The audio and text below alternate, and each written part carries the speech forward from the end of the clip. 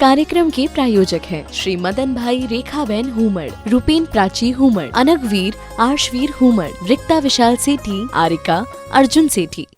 मंदिर में गुस्सा करने का त्याग, महाराज जी के सामने गुस्सा करने का त्याग।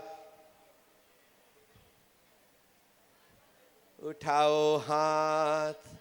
आपने क्यों नहीं उठाया? वो स्टेज पे गणपति बप्पा मोरिया।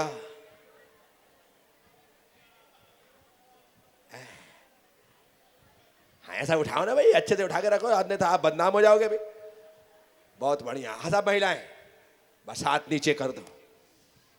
ये नियम मैंने तुम्हारी भलाई के लिए दिया है।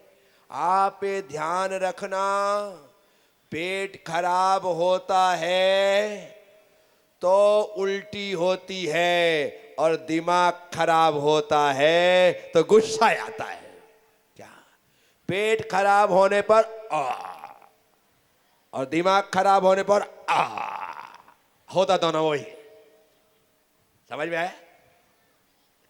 बस फर्क इतना पड़ता है, नीचे वाला खराब होता है तो बस मिशन खराब होता है, और ऊपर वाला खराब होता है तो जीवन खराब होता है। इसलिए आपको क्रोध तो नहीं करना है।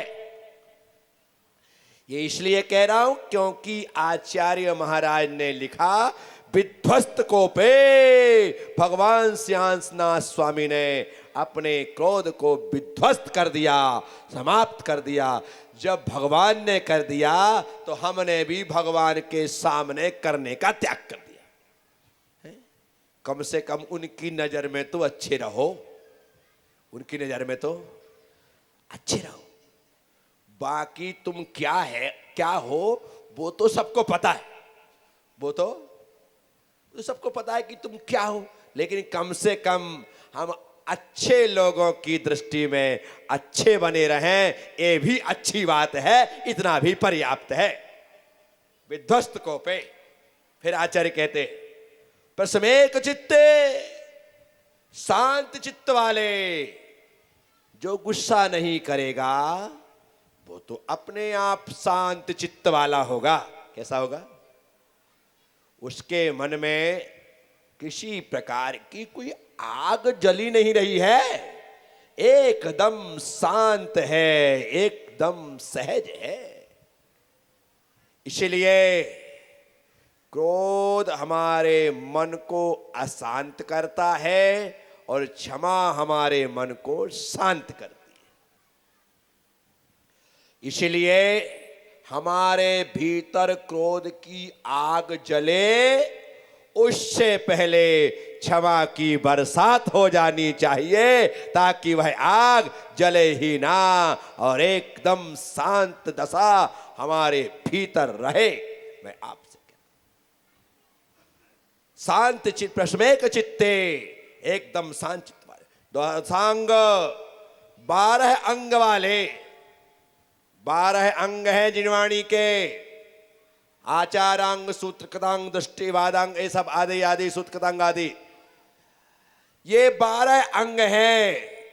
जिन अंगों का ज्ञान वर्तमान में किसी को नहीं है। जो श्रुत केवली होते हैं वे द्वादशांग के ज्ञाता होते हैं। अर्थात जो श्रुत ज्ञान है उसमें वे केवली हैं, अर्थात उन्होंने संपूर्ण श्रुत ज्ञान को धारण कर रखा है। जितना श्रुत ज्ञान गणधर परमेष्टि के द्वारा भगवान की वाणी को ग्रहण करके गूंथा जाता है, वह संपूर्ण ज्ञान श्रुत केवलियों को होता है। वह संपूर्ण ज्ञान, उसके बाद ज्ञान में धीरे धीरे धीरे कमी आती जाती है। और हम जो लोग हैं, हमारे पास तो ज्ञान का नामो निशान भी नहीं है, फिर भी हम अपने आप को 30 मार्खा समझते। क्या समझते? तीस मार खा की कहानी सुनी है आपने? नहीं सुनी संजय? हो, मेरी माँ मुझे रोज एक कहानी सुनाती थी, उसमें उन्होंने मुझे 30 मार खा की कहानी सुनाई थी। एक बार नगर में एक शेर घुस गया और वो शेर प्रजा को परेशान करने लगा। अच्छे अच्छे लोग पकड़ नहीं पाए।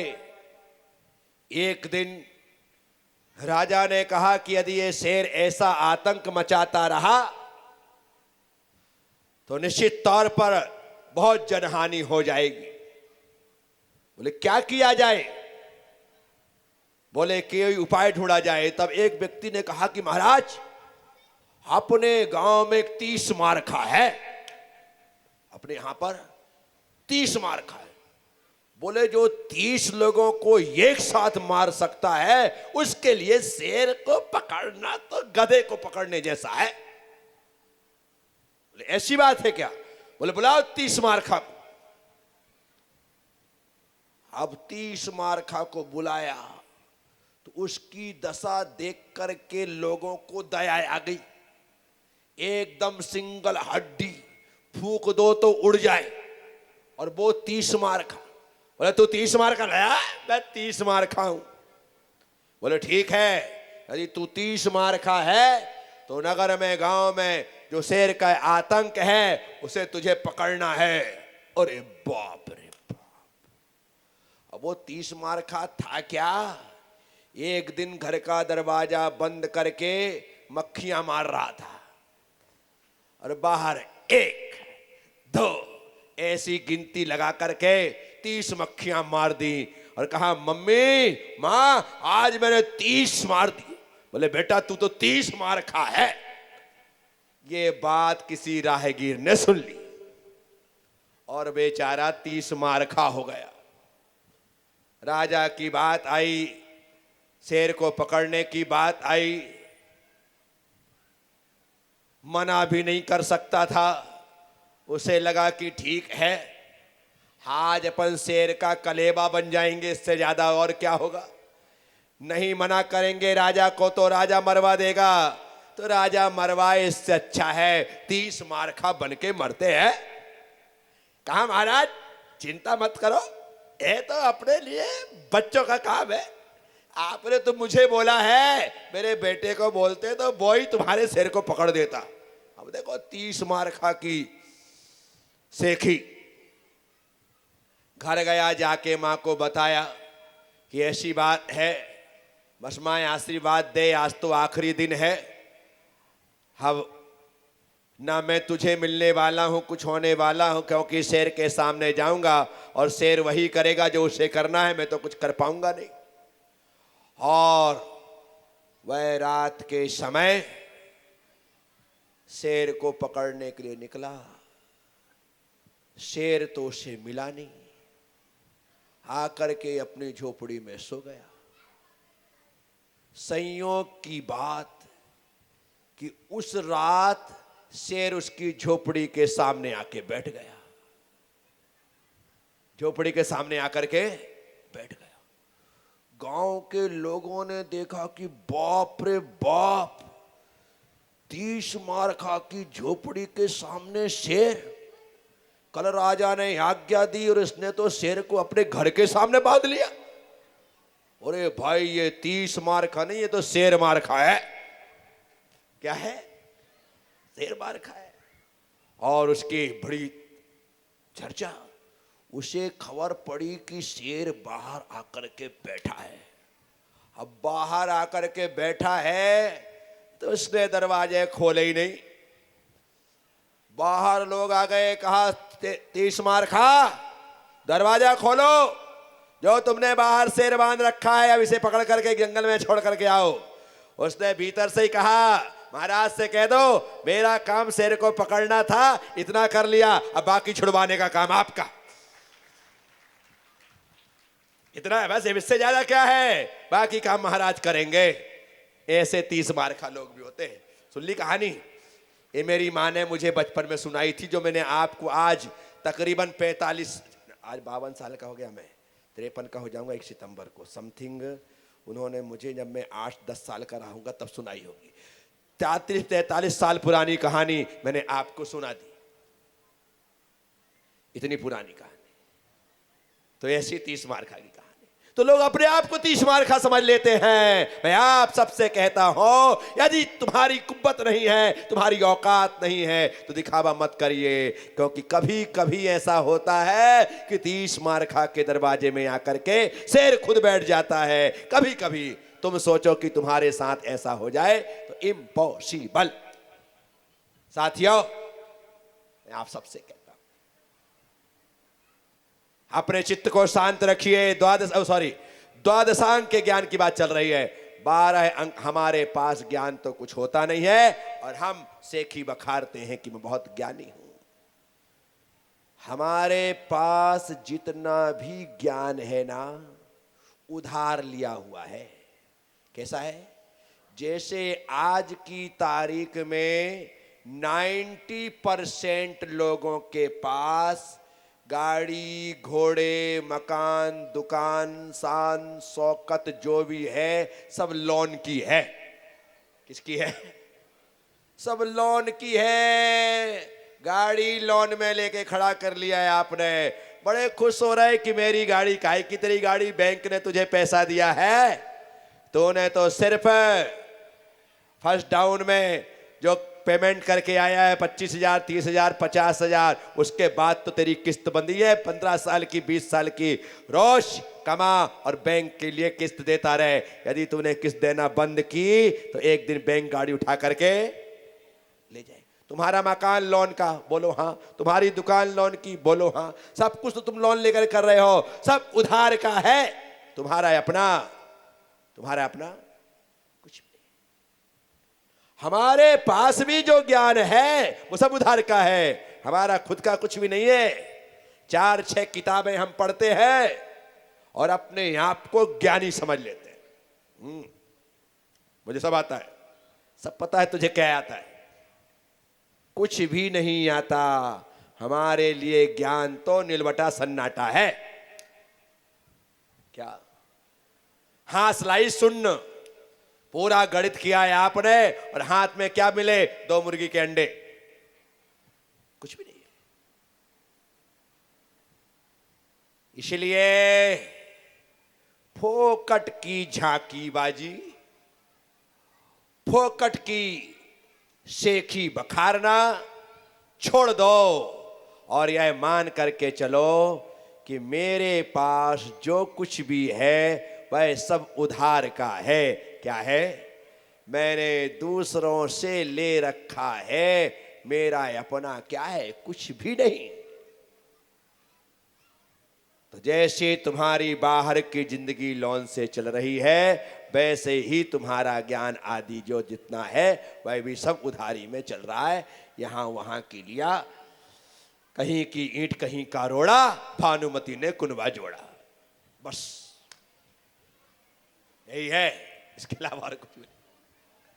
तो आचार्य कहते हैं द्वादशांगम सुत महादिदेशा, और जिन्होंने सुत ज्ञान का उपदेश दिया है, भगवान हमें सच्चा ज्ञान देते हैं, सच्ची बात बताते हैं। उन श्यांसनाथ भगवान को मैं नमस्कार करता हूं। उन श्यांसनाथ भगवान को। तो ऐसे श्यांसनाथ प्रभु को नमस्कार करते हुए हम एक ही प्रार्थना करते हैं कि हे प्रभु, आपके कारण जो आनंद मिला है, अब वह आनंद मेरे क्रोध की समाप्ति का कारण बने, मेरे चित्त को शांत करने में कारण बने। आपके द्वारा दिया गया सुतक ज्ञान मेरे केवल ज्ञान में कारण बने। बस यही प्रार्थना करते हुए मैं आपके चरणों में कोटि सह नमन बंदन और प्रणाम करता हूं। ऐसे वे श्रेयांसनाथ भगवान जो शीतलनाथ भगवान के मोक्ष जाने के 101 सागर में 66,26,000 वर्ष कम बीत जाने पर उनका जन्म हुआ। क्या? 101 सागर। कितना सागर? 101 सागर में 66,26,000 वर्ष कम थे और इतने समय बाद उनका जन्म हुआ। जब वे पूर्व में नलिन प्रभ नाम के राजा थे, तब उन्होंने दीक्षा लेकर के तपस्या की, 16 कर्ण भावनाओं का चिंतन किया और तीर्थंकर प्रकृति का बंद करके स्वर्ग में देव। वहां पर लंबे समय व्यतीत करने के बाद भगवान श्रीयांशनाथ का जन्म सिंहपुर में हुआ, जिसे वर्तमान में सारनाथ कहते हैं। क्या कहते हैं? बौद्धों का एक बहुत बड़ा तीर्थ स्थल बन चुका है वह सारनाथ। उसका पहले नाम था सिंहपुर। वहां पर भगवान का जन्म हुआ था। भगवान की मां का नाम सुनंदा, जिसमें ये लिखा हुआ है हरिवंश पुराण के अनुसार से, उसमें सुनंदा नाम है और पिता का नाम विष्णु आया। क्या आया है? पिता का नाम विष्णु आया। हो सकता है ये भेद चल रहा हो, तो सुनंदा और विष्णु नाम आया है और विमल और विमला नाम भी आया है, ऐसा ये बता रहे हैं। तो अपन दोनों चीज मान लो, क्या जा रहा है अपना, क्योंकि अपने सामने तो हुए नहीं। हो सकता है उनकी मां के 2 नाम रहे हो।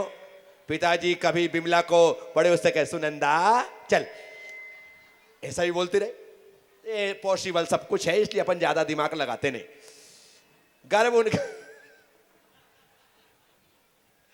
गर्भ जो उनका हुआ वो ज्येष्ठ कृष्णा छठ को वो गर्भ में आए और फाल्गुन कृष्णा एकादशी के दिन भगवान का जन्म हुआ। आयु थी उनकी 84 लाख वर्ष की। कितनी? अब पूर्व समाप्त हो गया। क्या समाप्त हो गया? पहले तीर्थंकर की आयु थी 84 लाख पूर्व की, और अब 11वें तीर्थंकर की आयु है 84 लाख वर्ष की। अवगाहना है 80 धनुष की। 80 धनुष की अवगाहना थी। 21 लाख वर्ष तक उन्होंने वे राजकुमार रहे और 42 लाख वर्ष तक उन्होंने राज्य किया। एक दिन वसंत ऋतु का समय था। मौसम एकदम सुखद और सुहावना था। वसंत बयार बह रही थी। वे अपने महल की छत में बैठ करके उस मौसम का आनंद ले रहे थे। इस कार्यक्रम के प्रायोजक हैं श्री मदन भाई रेखाबेन हुमड़, रूपेन प्राची हुमड़, अनगवीर आर्शवीर हुमड़, रिक्ता विशाल सेठी, आरिका अर्जुन सेठी।